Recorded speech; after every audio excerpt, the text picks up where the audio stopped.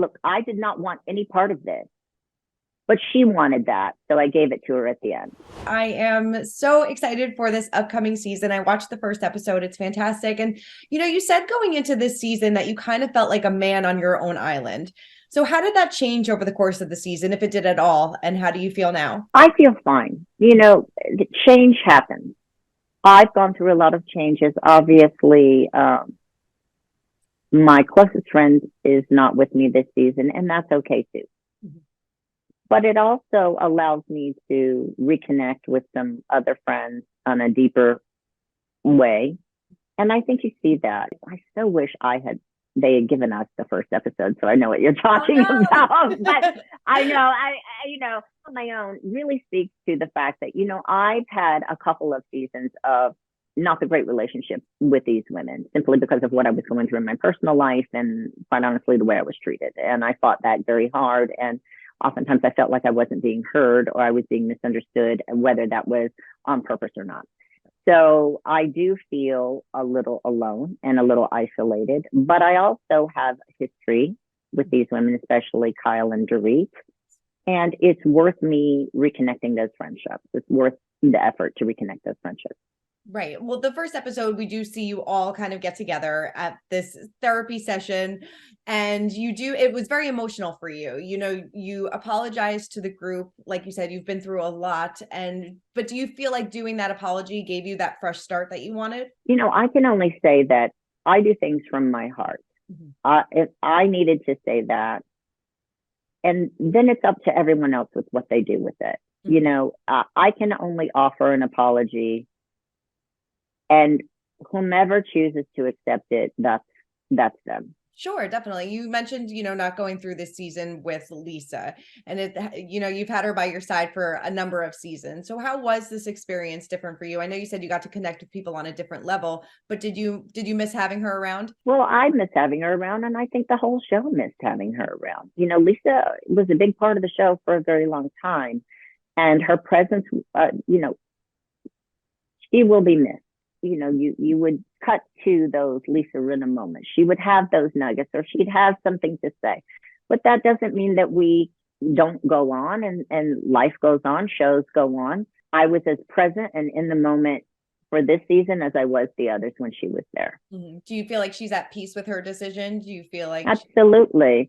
Not only do I feel that she is at peace, I think she's back acting. She's on American Horror Story. She's great, and she's doing all sorts of other things. I just had dinner with her last week, and then I saw her again on Saturday night, and we're close. We're friends. It's one thing that I'm very grateful for in my housewife's experience, is to have a friend like that.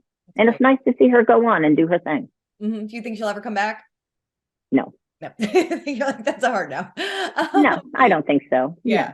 In the first episode, headlines from last year's BravoCon are still being brought up, almost a year later, with the comment that you made about Dorit and PK's marriage. Do you feel like you did cross the line as a friend when it came to that? I did not want to answer that question. Sure. And you can see me say, I don't want to answer this. It flew out of my mouth. Mm-hmm. I should have said something like Sanjit and Sutton, something, or, but it flew out of my mouth, and it was not well received by Dorit. I did not mean it with, bad intentions, but the road to hell is paved with good intentions. So it was just something that I said. It will give some context later on in some other episodes. Mm-hmm.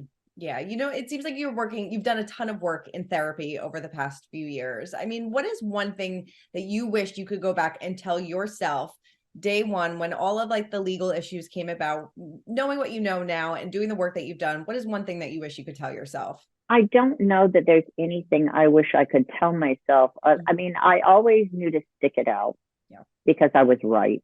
I can't change the fact that I was reactive and that I felt so very cornered every day that I came to work. I can't change the fact that, I started out very calmly explaining my position, and I was not heard. And then I raised my voice and I still was not heard. And then there was so much happening beyond filming. I really just sort of lost it. And if there's one thing I could tell myself is, I don't really know. It is what it is. I mean, there was no way, there was no playbook. There was no one here to walk me through it. Mhm. I was walking through it alone. Yes, I had lawyers, but they don't hold your hand, you know. I mean, they have a legal job to do. My friends were here, thank God for Mikey and Laya. But other than that, you know, I don't know what I could have told myself, because what I kept telling myself was, you're right, and to hold on and don't quit. And those are really the only three things I can come up with. I feel as if when people are alleging things that are very serious, and you ask for time, and you ask for people to wait, and they don't do it, and they continuously pound you and hound you, what do you expect someone who is cornered to do? Fight for themselves. Mhm. And that's what I did. There's no right way to do that. Right. There's no sterile way to, you know, like I said, I started off very calm and soft. Hey, it wasn't good enough. Do you feel like you've moved past that this season? Is anybody cornering you this season? I've moved past the last 3 years, but I don't know if others will let me move past. Yeah. You know, I still have legal things that are tying up, and they will, but they will take time because that's the legal process. Mhm. But I want to move on. And I want to say something, that every time someone asks me about Tom Girardi or something like this, you realize you're cutting open a healing wound and you're stabbing around in it. And that hurts. Yeah. I don't care who you are. If every time you sit down, someone says, so tell us about this, or look at this, what were you thinking? Isn't it obvious what I was thinking at that time? That's what I dislike. And like you say, you kind of say that in your therapy session too. Like, I've moved on from this part of my life. I've healed. Let me live. And I still will heal. You know, it's a process. Like it's grief all the way around is a whole process that comes in waves. But what I am doing, I'm choosing to move on, and I wish those around me would allow me to do so. You know, obviously this season, Kyle's marriage is in the hot seat. When word of separation, it seems like you're there for her based on the trailer and things like that. But when word of separation was made public, were you surprised? Look, I don't know.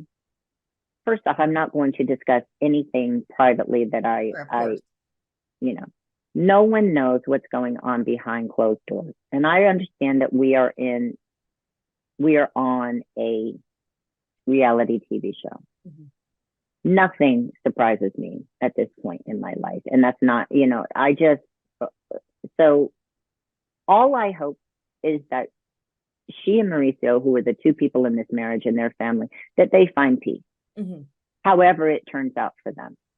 And let's remember, it's their marriage. It's not our marriage. Yeah. I know that we get to look into it, but at the end of the day, these two people have to make decisions as to how they want to go forward in life. Not up to the general public. Thoughts on Mauricio on Dancing with the Stars? Did he ask you for any pointers? He did not reach out to me to ask me any pointers. I'm glad he had the experience. I actually, when I see him, you know, when I see him, I want to ask him, what did he think? Because everybody has a very unique experience on Dancing with the Stars. It's not an easy show to do. It definitely doesn't look like it. No, it's not. One moment from the trailer that definitely got a lot of people talking, including myself. It seemed, you know, Denise Richards returns this season, and it appears the two of you kind of go at it. I know you can't tell me exactly what happened, but what can you kind of tease about that intense moment? Denise came to Kyle's house looking for a fight. And I have moved on.